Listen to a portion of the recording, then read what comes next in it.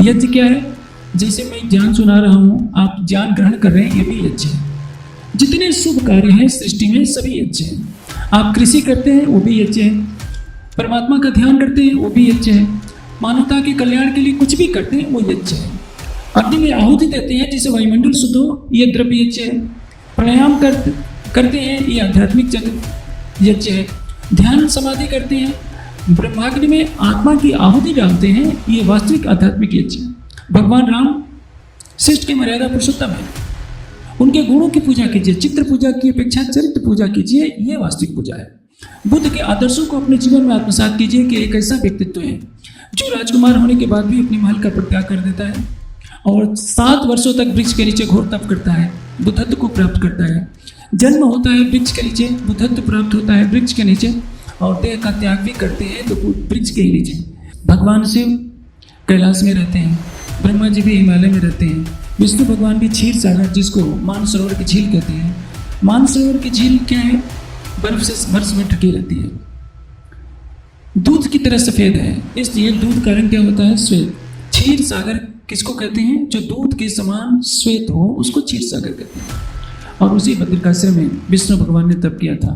तो ये ब्रह्मा विष्णु शिव का निवास स्थान, इनकी तपस्थली कहाँ रही है? हिमालय पर रही है।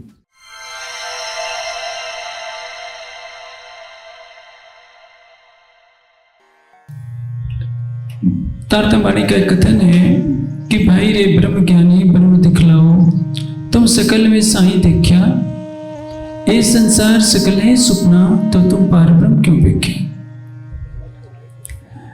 सच्चिदानंद परब्रह्म कौन है, कहाँ है, इसके बारे में संसार में भिन्न भिन्न मतांतरों की अलग अलग धारणा होती है, लेकिन सत्य हमेशा एक होता है। जैसे सूरज पूरब में उगता है तो कोई ये कहे कि नहीं सूरज में दक्षिण में होता है, तो ये उचित नहीं होता है। सत्य एक होता है तो सत्य का स्वरूप भी एक जैसा होता है, सत्य की धारणा भी एक होनी चाहिए। दुर्भाग्यवश आज हिंदू समाज एक सच्चिदानंद परब्रह्म के बारे में ही निश्चित है कि नहीं है कि वो किसको हम माने कि परमात्मा कौन है। आप जिस मायावी जगत में विराजमान हैं, आप देखते हैं इस संसार में देवता को ही परमात्मा मान लिया जाता है। देवता कौन है? आज किसी भी हिंदू से, जो पौराणिक हिंदू होता है, उसको कहिए कि सच्चिदानंद परमात्मा की भक्ति कीजिए, तो कहता है कि मेरे घर में जिन देवता की पूजा होती है, यदि उनको मैं छोड़ दूंगा तो हमारा नाश हो जाएगा। ऐसा नहीं है, देवता की पूजा की जाती है किंतु भक्ति परमात्मा की जाती है। पूजा किसको कहते हैं?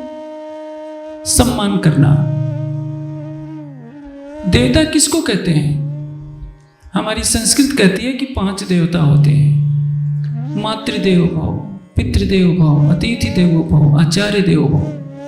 माता प्रथम देवता है क्योंकि उसने जन्म दिया है, पिता देवता है उसने पालन पोषण किया है, आचार्य देवता है उसने ज्ञान दिया है, जो अतिथि सन्यासी होते हैं जो धर्म का उपदेश देते हैं वो भी देवता होते हैं, और पति पत्नी एक दूसरे के लिए देवी और देवता होते हैं। ये प्रत्यक्ष चेतन देवता होते हैं। इसके अतिरिक्त जो महापुरुष होते हैं उनको भगवान कहा जाता है। भगवान का अर्थ होता है जिसको स्मरण में लाया जाए, जिसको भजा जाए, जिसको अपने हृदय में सम्मान पूर्वक धारण किया जाए। भगवान किसको कहते हैं? जिसमें 6 गुण होते हैं, ज्ञान, वैराग्य, ऐश्वर्य, शक्ति आदि 6 गुणों से जो युक्त महापुरुष होता है उसको आप भगवान कह सकते हैं। राम को भगवान कह सकते हैं, शिव को भगवान कह सकते हैं, गौतम बुद्ध को भगवान कह सकते हैं, किंतु परमात्मा नहीं कह सकते। एक और बात आती है 33 करोड़ देवताओं की। 33 करोड़ देवता क्या है? 33 कोट का अर्थ होता है प्रकार। अथर्ववेद के अंदर एक स्कंद सूक्त है, उसमें 33 देवताओं का वर्णन है। इसी प्रकार यजुर्वेद के शतपथ ब्राह्मण में 33 देवताओं का वर्णन है। 33 देवता कौन से हैं? अष्टवसु। अष्टवसु किसको कहते हैं? 5 तत्व, सूर्य, चंद्रमा और नक्षत्र। इनमें प्रजा वास करती है या इनके द्वारा प्रजा का पोषण होता है। द्वादश आदित्य, आदित्य कहते हैं वर्ष के 12 महीनों को, और एकादश रुद्र, रुद्र किसको कहते हैं? 10 प्राण और 11वां मन। जब ये शरीर से बाहर निकलते हैं तो संगे संबंधी रोने लगते हैं। ये सब मिलाकर हुए 31। 32वां हुआ यज्ञ, प्रजापति। प्रजापति किसको कहते हैं? यज्ञ को प्रजापति कहते हैं। यज्ञ क्या है? जैसे मैं ज्ञान सुना रहा हूँ, आप ज्ञान ग्रहण कर रहे हैं, ये भी यज्ञ है। जितने शुभ कार्य हैं सृष्टि में सभी यज्ञ हैं। आप कृषि करते हैं वो भी यज्ञ है, परमात्मा का ध्यान करते हैं वो भी यज्ञ है, मानवता के कल्याण के लिए कुछ भी करते हैं वो यज्ञ है।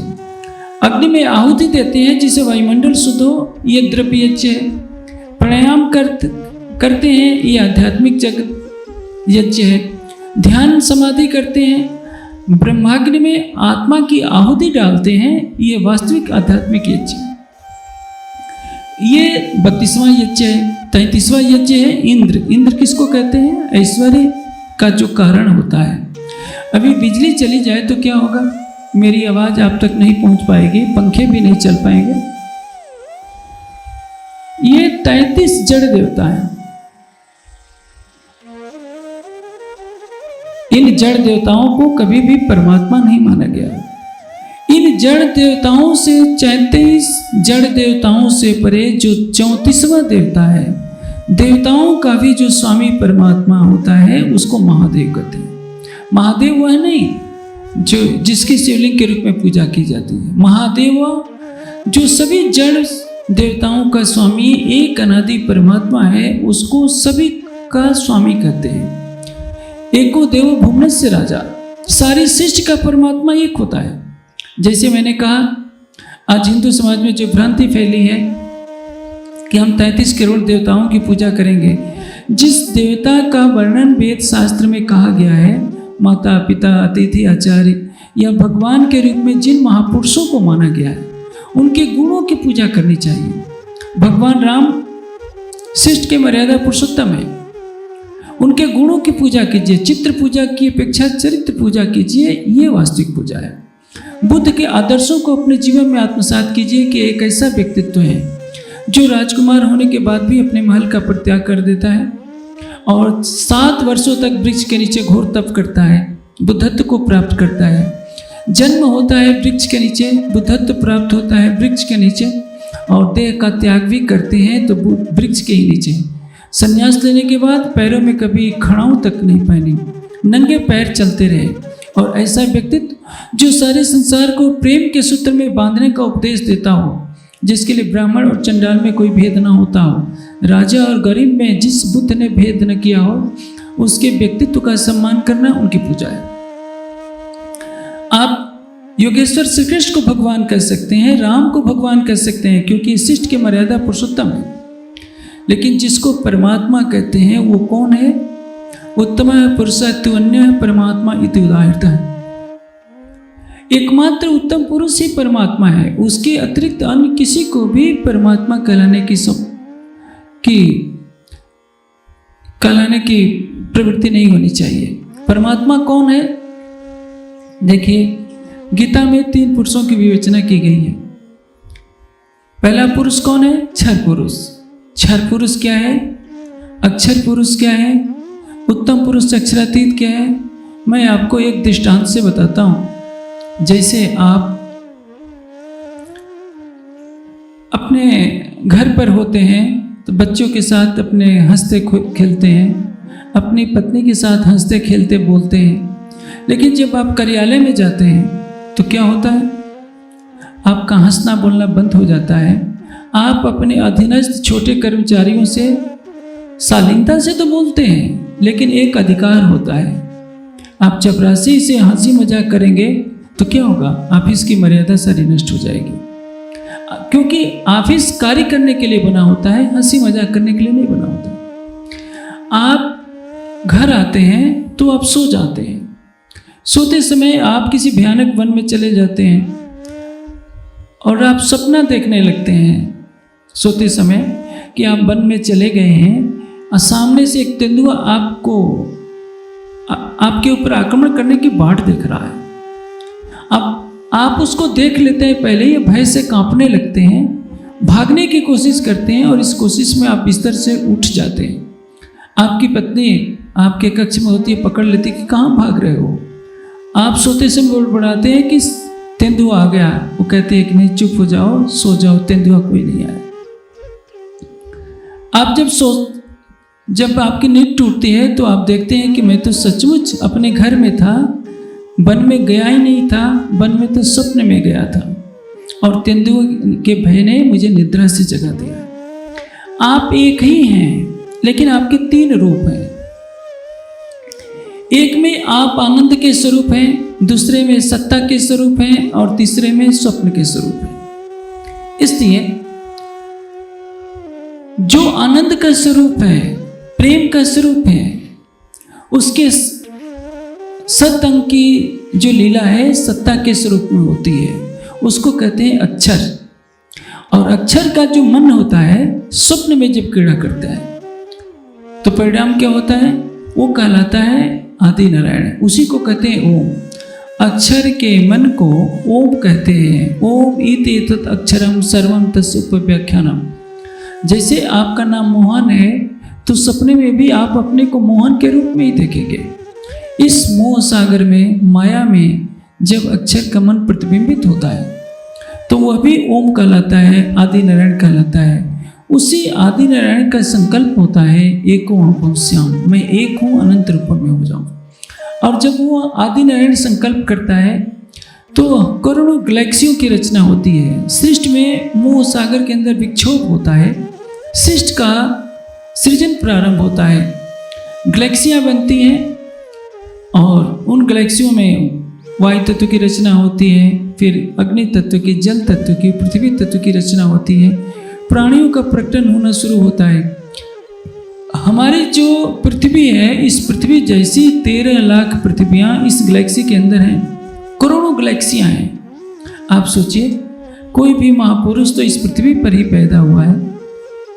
भगवान शिव कैलाश में रहते हैं, ब्रह्मा जी भी हिमालय में रहते हैं, विष्णु भगवान भी क्षीर सागर, जिसको मानसरोवर की झील कहते हैं। मानसरोवर की झील क्या है, बर्फ से वर्ष भर ढकी रहती है, दूध की तरह सफेद है, इसलिए दूध का रंग क्या होता है, श्वेत।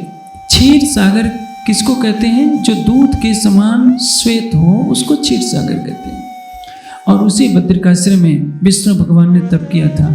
तो ये ब्रह्मा विष्णु शिव का निवास स्थान, इनकी तपस्थली कहाँ रही है, हिमालय पर रही है। लेकिन ये ब्रह्मा विष्णु शिव भी तो उसी आदि नारायण से प्रकट हुए हैं। जिन ऋषियों के अंदर वेदों का प्रकटन हुआ वो भी आदि नारायण के संकल्प से पैदा हुआ। अभी मैंने आपको बताया कि जिस तरह से आपकी निद्रा टूट जाती है तो सपना टूट जाता है, और सपना टूटते ही जो सपने में आप देख रहे थे वो समाप्त हो जाता है। आदि नारायण का प्रकटन उसी मोह सागर में होता है। अक्षर का मन स्वयं को नारायण के रूप में देखता है, और जब उसका स्वप्न टूटता है तो आदि नारायण का स्वरूप भी अपने मूल स्वरूप को प्राप्त हो जाता है। सारी सृष्टि विलीन हो जाती है, जितनी करोड़ों गैलेक्सियां हैं सब समाप्त हो जाती हैं। इसी को कहते हैं प्रलय। अनादिकाल से सृष्टि बन रही है, अनंत काल तक बनती रहेगी, लय होती रहेगी। इस सृष्टि के चक्र को कोई कोई बिरला समझता है, इसलिए जो सामान्य प्रजा होती है वो महापुरुषों का सम्मान करते करते उन्हीं को परमात्मा मानने लगती है। इसलिए गीता में श्री कृष्ण क्या कहते हैं, क्षरय सर्वाणि भूतानि। क्षर किसको कहते हैं, जिसका स्वरूप नश्वर होता है। संसार में जितने प्राणी होते हैं आदि नारायण की चेतना के प्रतिभास होते हैं। महाप्रलय में सभी प्राणी उस आदि नारायण के स्वरूप को प्राप्त हो जाते हैं। ये असंख्यों ग्रह नक्षत्र मूल प्रकृति कारण प्रकृति में लय को प्राप्त हो जाते हैं, कुछ नहीं रहता। और इस प्रकृति को क्या कहते हैं, वेदांत की भाषा में इसको अविद्या कहते हैं, अज्ञान कहते हैं, नींद कहते हैं। नींद के आवरण में ही स्वप्न देखा जाता है। अक्षर का मन जब स्वप्न में प्रतिबिंबित होता है तो सृष्टि का आविर्भाव होता है। और इसके परे कौन है, जो कुटस्थ है, अविनाशी है, जिसका कभी लय नहीं होता। उसी सच्चिदानंद परब्रह्म का स्वरूप इसी अक्षर से परे माना जाता है। तो परमात्मा कौन है? गीता में योगेश्वर श्री कृष्ण कहते हैं, यस्माक्षरात् अतीतो हम अक्षरात् अपि च उत्तमा वेदे च लोकेऽस्मिन् प्रार्थिता पुरुषोत्तमा। जो क्षर से परे है, अक्षर से परे है, उत्तम पुरुष अक्षरातीत है, केवल वही केवल परमात्मा कहलाने की शोभा प्राप्त करता है। किंतु आज दुर्भाग्यवश हिंदू समाज अपने वेदों की अवहेलना कर रहा है, गीता की अवहेलना करता है, उपनिषदों की अवहेलना करता है। परंपराबद्ध जो कुछ प्राप्त हो गया, मैं गुजरात में जिधर देखता हूँ, गुजराती क्या पूरे भारत में चले जाइए, अभी कामाख्या चले जाइए, क्या होता है? कामाख्या में इतनी पशुओं की बलि दी जाती है कि वहाँ खून की नाली बहती रहती है। वही मैहर में भी ऐसे ही होता है, कलकत्ते में भी ऐसे ही होता है। अभी दशहरे का त्योहार बीता, नेपाल में तो एक गढ़ी माई का स्थान है जहाँ एक दो नहीं लाखों भैंसों को प्रतिवर्ष काटा जाता है। किसके नाम पर? देवी माता को खुश करने के लिए। गुजरात में एक अच्छी बात देखने को मिली है कि देवी के मंदिर तो है, लेकिन बलि प्रथा की कहीं शिकायत अब तक मुझे नहीं मालूम है, हो सकता है कहीं चोरी छिपे होता हो। लेकिन आसाम में, बिहार में, नेपाल में, उत्तर प्रदेश में देवी माता को खुश करने के नाम पर पशुओं की बलि दी जाती है। ये धर्म नहीं है। जो जगत माता है वो पशुओं का रक्तपान क्यों करेगी? यहाँ इतनी माताएं बहनें बैठी हैं, इनके सामने किसी जानवर को काटा जाए तो इनका हृदय कोमल है, कितने को तो गस आ जाएगा।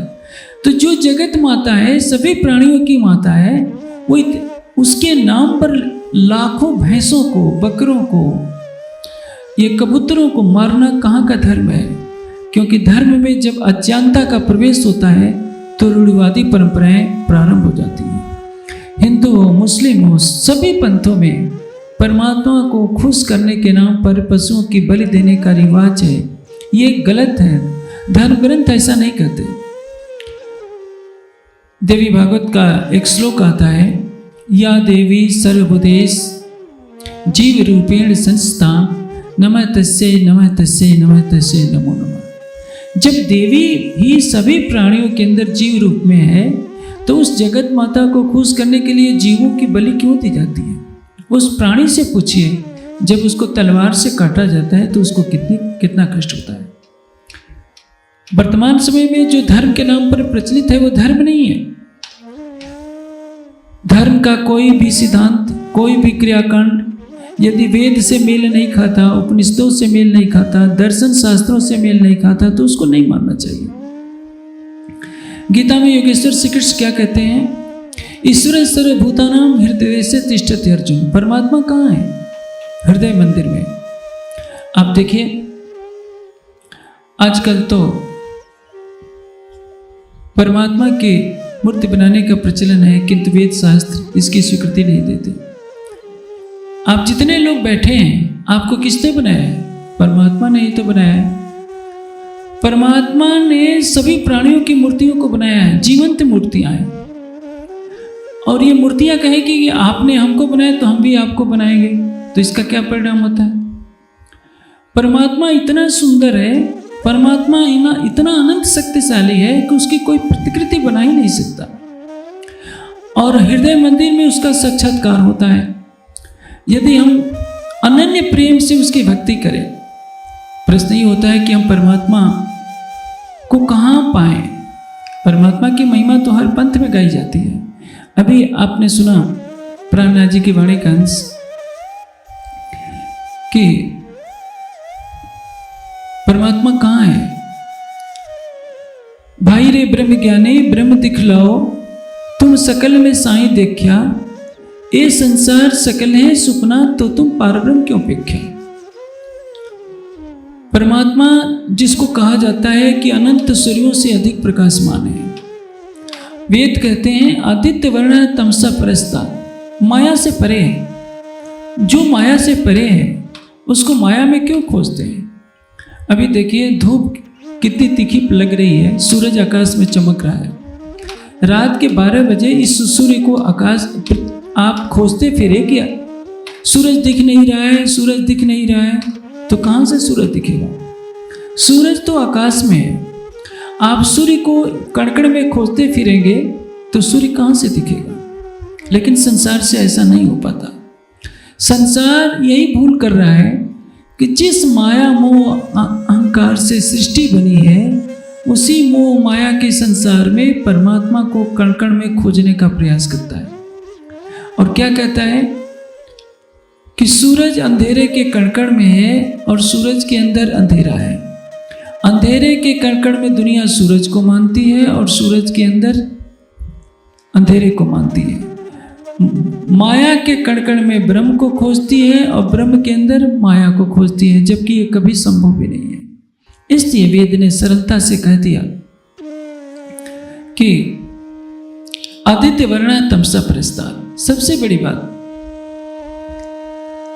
जो परमात्मा है वो ज्ञान का सागर है। उसका दर्शन भर हो जाए तो हृदय निर्विकार हो जाता है।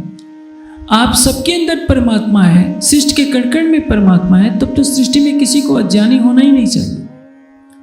लोग मरते क्यों हैं? लोग दुखी क्यों होते हैं? हाँ, परम धाम के कण कण में परमात्मा है। परमात्मा किसी स्थान विशेष पर नहीं है, लेकिन जहां माया का अंधकार समाप्त होता है, माया के अंधकार से परे अनंत सूर्यों के समान प्रकाशमान उस ब्रह्म का स्वरूप कहा गया है।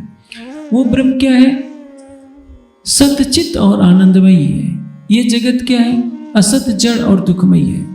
असत, जड़ और दुख के संसार में उस सच्चिदानंद परब्रह्म को कण कण में व्यापक नहीं माना जा सकता। एक बात देखिए, सबको मालूम है कि स्वर्ग में सुख ही सुख है और नरक में दुख ही दुख है। आप में से कोई भी क्या नरक में जाना चाहेगा? जब परमात्मा ने इस सारी सृष्टि को बनाया है तो नरक के कण कण में भी तो परमात्मा ही है। फिर नरक से घृणा क्यों होती है? चाहे स्वर्ग हो, नरक हो, वैकुंठ हो, पृथ्वी लोक हो, ये सभी माया के अंतर्गत है। इनसे परे निराकार का मंडल है। उसी निराकार से हमारे 14 लोक, इस 14 लोक में स्वर्ग भी आता है, वैकुंठ भी आता है, हमारी पृथ्वी भी आती है, और समुद्र के किनारे जो 7 पाताल लोक हैं, वे सभी मिलकर 14 लोक बनते हैं। ऐसे 14 लोक जैसे असंख्यों 14 लोक, जैसे समुद्र में पानी के अंदर अनंत बुलबुले उठते रहते हैं, उसी तरह से निराकार रूपी सागर के अंदर 14 लोकों जैसे असंख्य ब्रह्मांडों के बुलबुले उठते रहते हैं और उसी में डूबकर विलीन होते रहते हैं। इनमें रहने वाले प्राणी सोच ही नहीं पाते कि इस निराकार से परे भी कुछ है। इसलिए दुनिया जब मर्यादा पुरुषोत्तम राम का आदर्श जीवन देखती है तो उनको परमात्मा मान लेती है। भगवान राम के गुणों का अनुसरण नहीं करती। आप मर्यादा पुरुषोत्तम राम को भगवान कहिए, क्योंकि उनके गुण याद करने योग्य हैं। सृष्टि में उनके जैसा ऐसा कोई व्यक्तित्व तो नहीं हुआ है।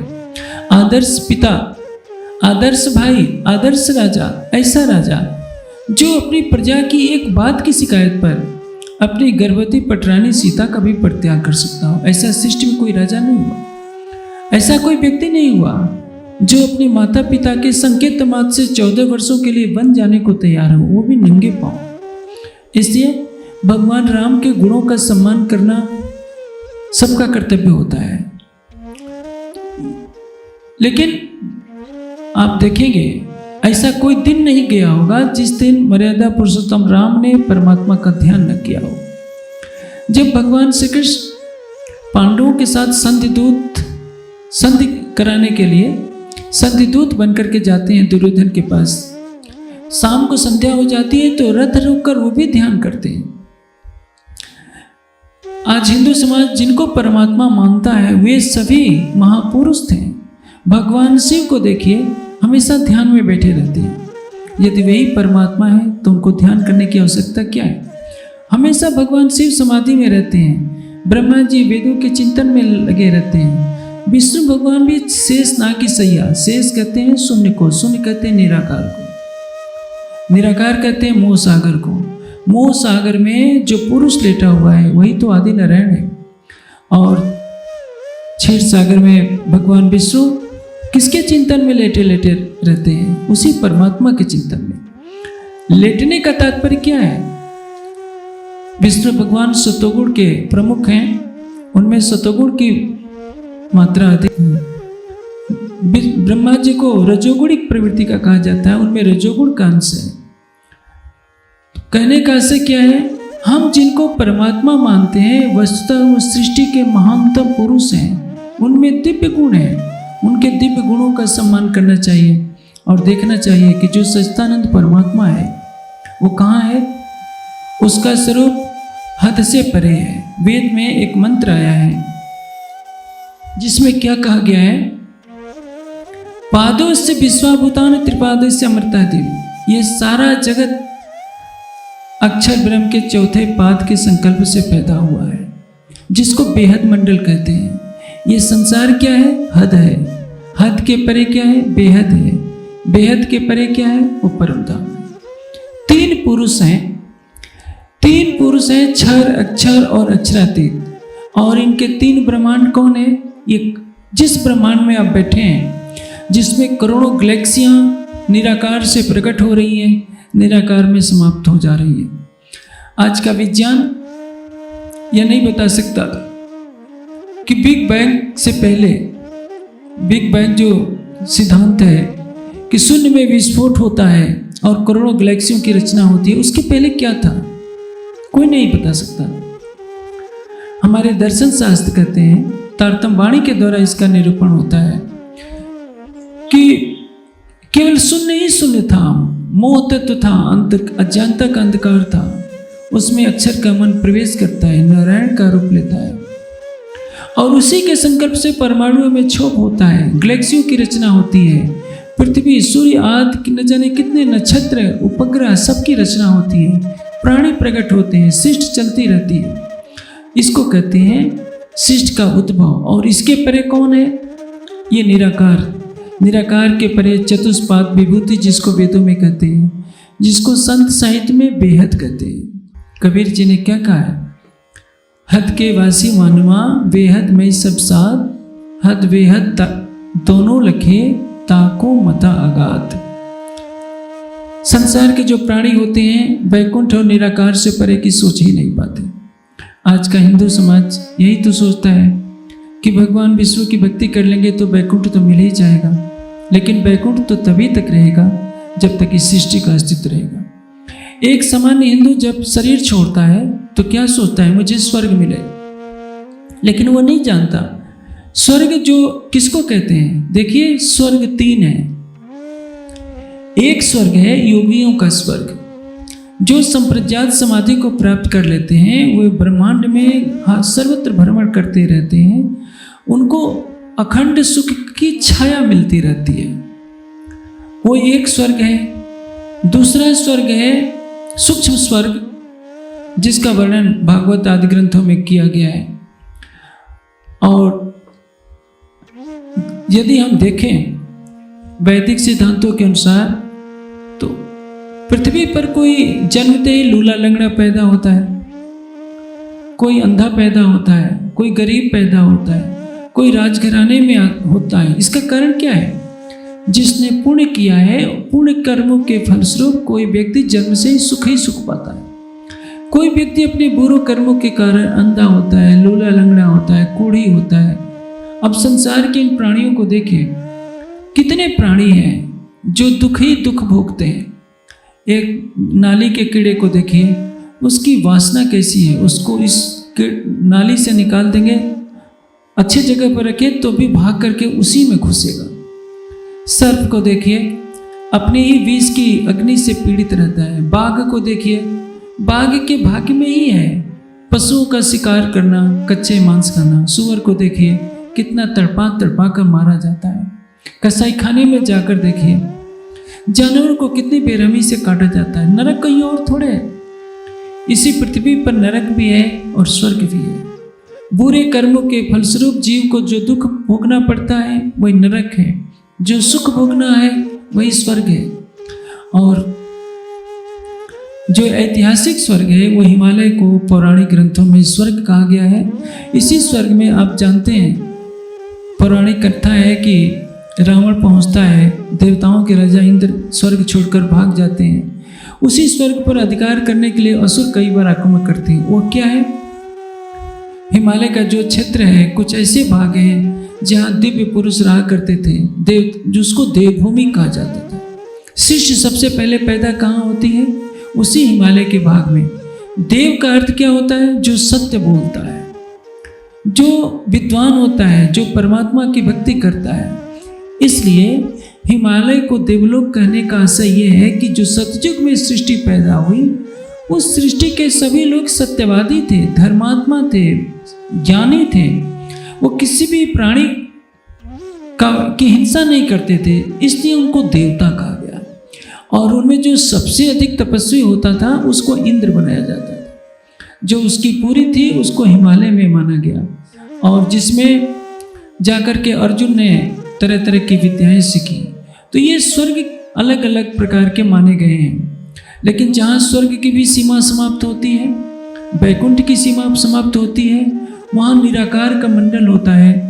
और इसी निराकार से परे वो बेहद मंडल होता है, जिसके लिए गीता कहती है कि न तत्तर भास्ते सूर्यो न सशंको न पावक यद गत्वा न निवर्तन्ते तद्धाम परमम्। जहाँ सूर्य का प्रकाश नहीं, चंद्रमा नहीं, विद्युत नहीं, अग्नि नहीं।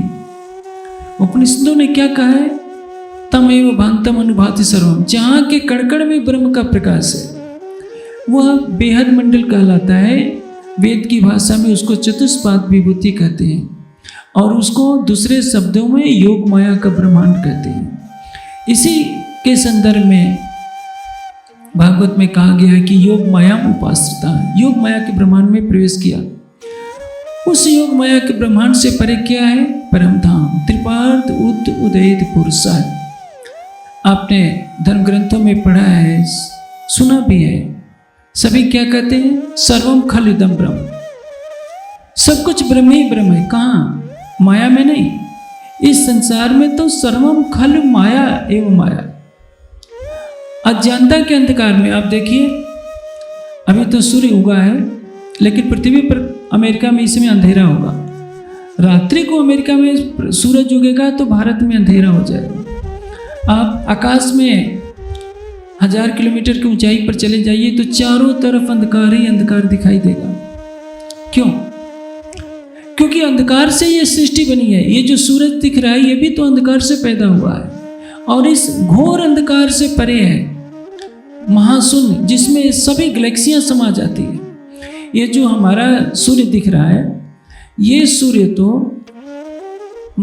ब्लैक होल तारे में ऐसे समा जाएगा जैसे पानी का बुलबुला पानी में समा जाता है। किसी तालाब के अंदर जाएंगे ना, तो जैसे पानी का बुलबुला पता ही नहीं चलता तालाब में कैसे समा गया, वैसे ब्लैक होल तारे में ये सूर्य समा जाता है, जो हमारी पृथ्वी से 13 लाख गुना बड़ा है। और हमारी धरती कितनी बड़ी है आप सोचिए। और ऐसे कितने ब्लैक होल तारे उस गैलेक्सी में समा जाते हैं। सब कुछ शून्य में समा जाता है। एक दिन ऐसा रहता है शून्य निराकार भी नहीं रहता। और उस स्वलीला अद्वैत का धाम कहाँ से है? बेहद मंडल से शुरू होता है। परम धाम जिसके कड़कड़ में अक्षरातीत का प्रेम है, अक्षरातीत की लीला है, अक्षरातीत का आनंद है, वही हमारे जीवन का सर्वोपरि लक्ष्य होना चाहिए। और उस परमात्मा को न आप साकार कर सकते हैं न निराकार कर सकते हैं। साकार क्या है? आप देखते हैं 4 तत्व अग्नि, वायु, जल और पृथ्वी, ये साकार कहलाते हैं। संसार में जो भी पदार्थ आंखों से दिखाई देता है, हाथ से जिसको छुआ जा सकता है, वो साकार कहलाता है। निराकार किसको कहते हैं? आंखों से जिसकी आकृति न दिखाई पड़े, वह निराकार है। निराकार का ही तात्पर्य क्या है? जिसकी आकृति नहीं बनती है। इसलिए जो परमात्मा है वो है सतचित और आनंद स्वरूप। माया के जितने पदार्थ बने हैं सभी साकार वाले हैं। निराकार से साकार प्रकट होता है और साकार विलीन हो जाता है निराकार में। इसलिए परमात्मा के स्वरूप को आप न साकार कर सकते हैं न निराकार कर सकते हैं। जैसे दुनिया ने, अभी मैंने बताया कि जो साकार जितने पदार्थ हैं उनको परमात्मा का स्वरूप मान लिया, जितने महापुरुष हैं। अंत में किसी ने क्या सोचा कि कोई भी महापुरुष सृष्टि में प्रकट होता है तो देह का त्याग भी करता है। परमात्मा तो सर्वज्ञ होना चाहिए, क्योंकि जो एक स्थान पर होगा अल्पज्ञ होगा। जैसे मान लीजिए कि मैं यहाँ पर हूँ, तो इस समय ऑस्ट्रेलिया में क्या हो रहा है मुझे नहीं मालूम, ऑस्ट्रेलिया का दिल्ली में भी क्या हो रहा है मुझे नहीं मालूम। परमात्मा जब सर्वव्यापक होगा तभी सर्वज्ञ होगा, और जो सर्वज्ञ होगा उसको अविनाशी होने के लिए सूक्ष्म से सूक्ष्म होना पड़ेगा, उसको आकाश से भी सूक्ष्म होना पड़ेगा, अहंकार से भी, कारण प्रकृति से। जो सूक्ष्म से सूक्ष्म होगा उसकी आकृति नहीं बनेगी। इसलिए विद्वानों ने अपने मन से ये निर्णय किया कि परमात्मा को हम निराकार मान लेते हैं, लेकिन निराकार मानकर भी प्रकाश स्वरूप माना। अंत में क्या निर्णय निकलता है कि साकार और निराकार प्रकृति के ही स्वरूप है।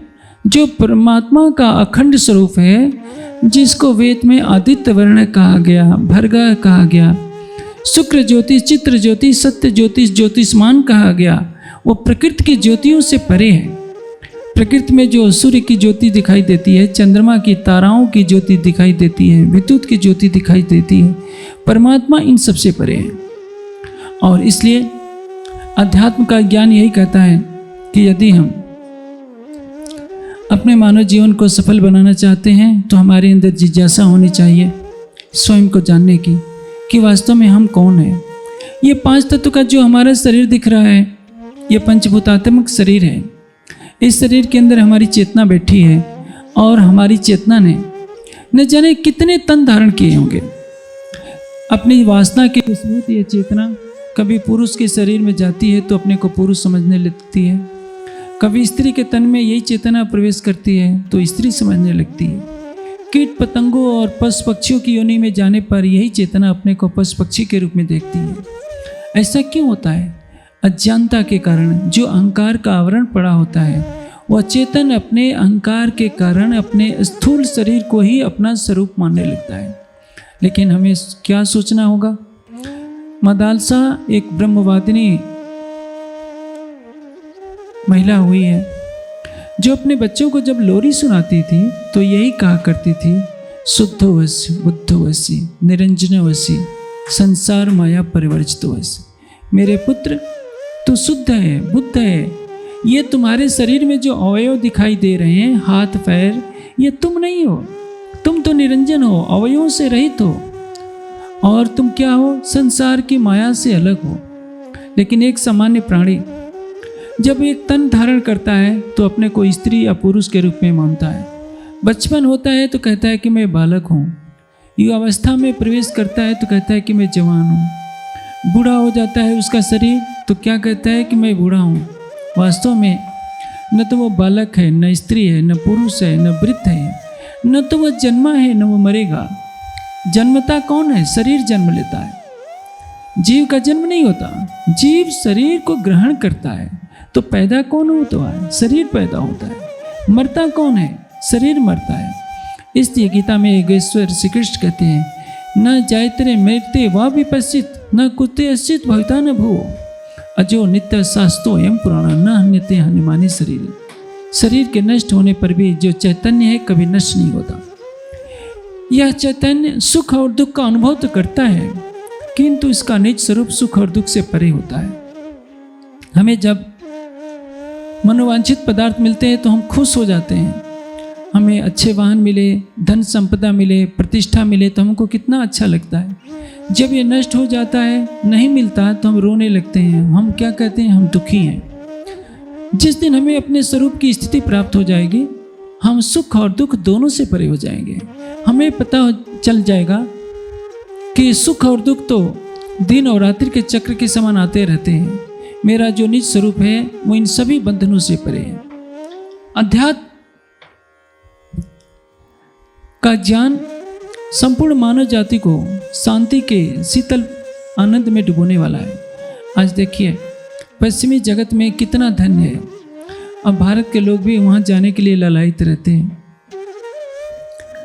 मैं मसूरी में साधना काल में एक बार था, मेरे कमरे में पेरिस का एक लड़का आया, वो भी 20-22 साल का ही था। मेरे कक्ष में कुछ घंटों बैठा रहा। मैंने उसको फल खिलाया, पूछा कि तुमको भारत में और फ्रांस में क्या अंतर दिखता है। इस बात पर मुस्कुराने लगा, कहा कि देखिए, मैं सब कुछ घर द्वार छोड़कर पेरिस से आया हूँ। उस समय जून का महीना था। इस देश में गर्मी पड़ रही है, लेकिन मैं सब सहन कर रहा हूँ, दर दर भटक रहा हूँ। हिमाचल में कहाँ कहाँ, किसके लिए? शांति के लिए। मेरे देश में सब कुछ है, धन संपदा है, लेकिन जो भारत में आध्यात्मिक तत्व ज्ञान है वो मेरे देश में नहीं है।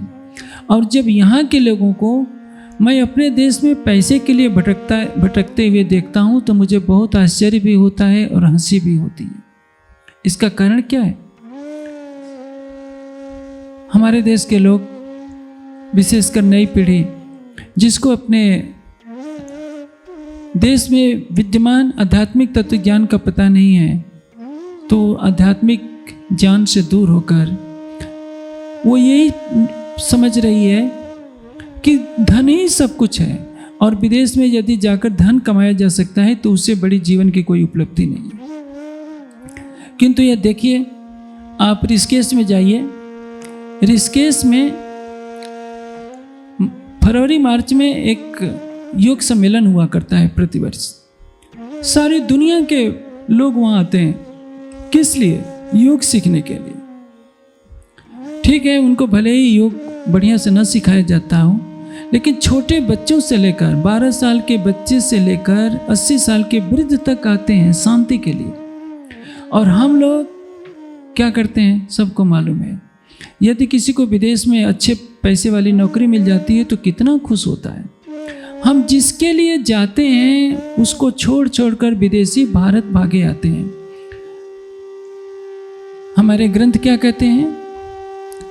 यदा चर्मवत आकाशम वेष्ट इष्यन्ति मानवा। यदि मनुष्य की बुद्धि इतनी तीव्र हो जाए कि आकाश को भी लपेटने की क्षमता रख ले। आकाश तो सूक्ष्म पदार्थ है, उसको लपेटा नहीं जा सकता। किंतु कहा जाता है कि यदि मनुष्य इतना बुद्धिमान हो जाए, फिर भी यदि उसने परमात्मा को नहीं जाना तो भी उसके दुखों का अंत नहीं होगा। आज विज्ञान ने मानव को बहुत सुख सुविधाएं दी है। आप देख रहे हैं,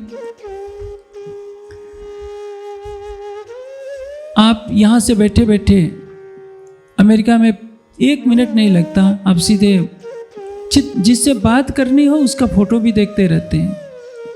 आप सब कुछ विज्ञान के द्वारा कर सकते हैं।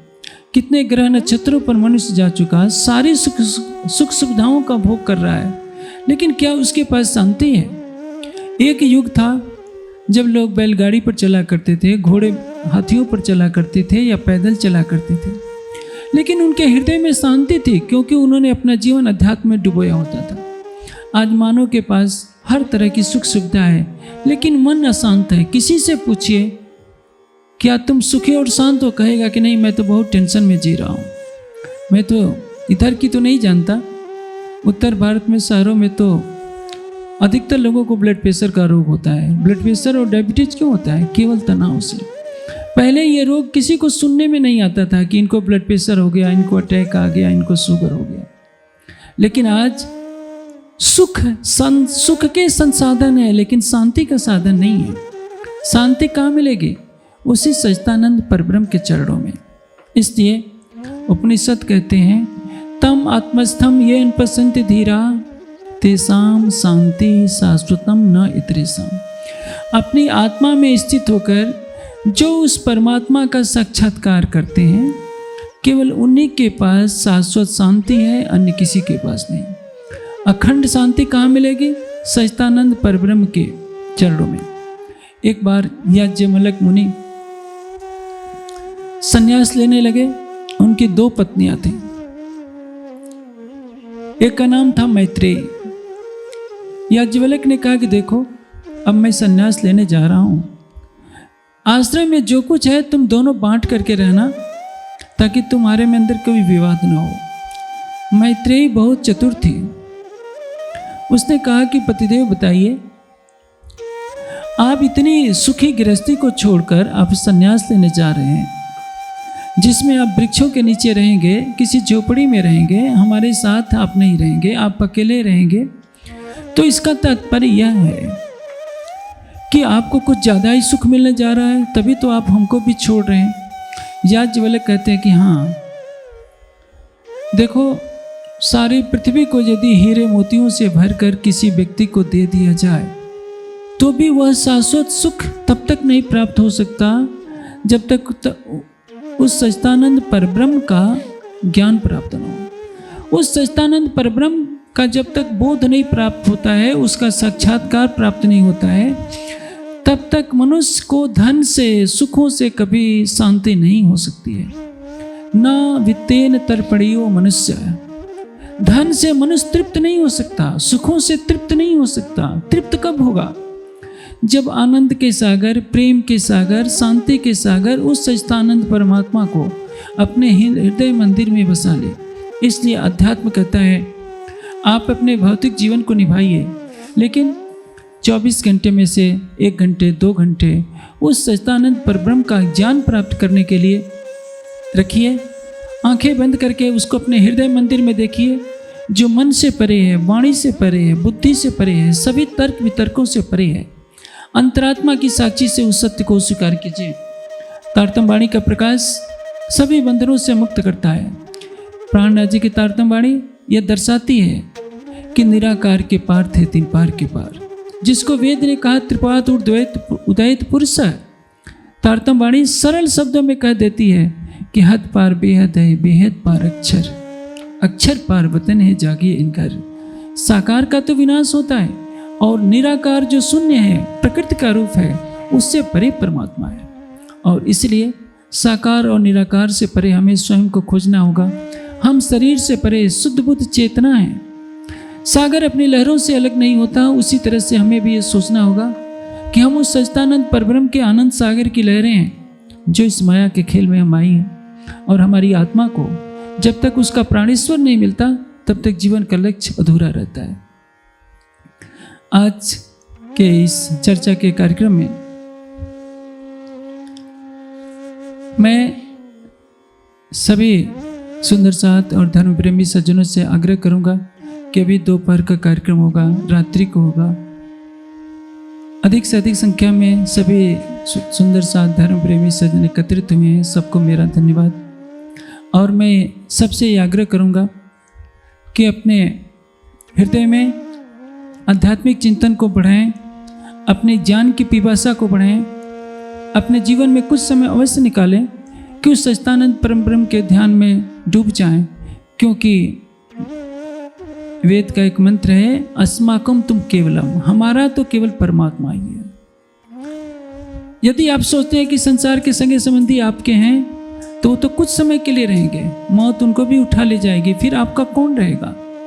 एक वह है जो हर पल आपके साथ था, है और हमेशा आपके साथ रहेगा। इसलिए उसको जानना, उसको मानना, उसको पाना और उसके प्रेम और आनंद में डूबना हमारे जीवन का सर्वोपरि लक्ष्य होना चाहिए। और यहाँ का जन समूह इस लक्ष्य की तरफ आगे बढ़ेगा, यही मेरी शुभकामना।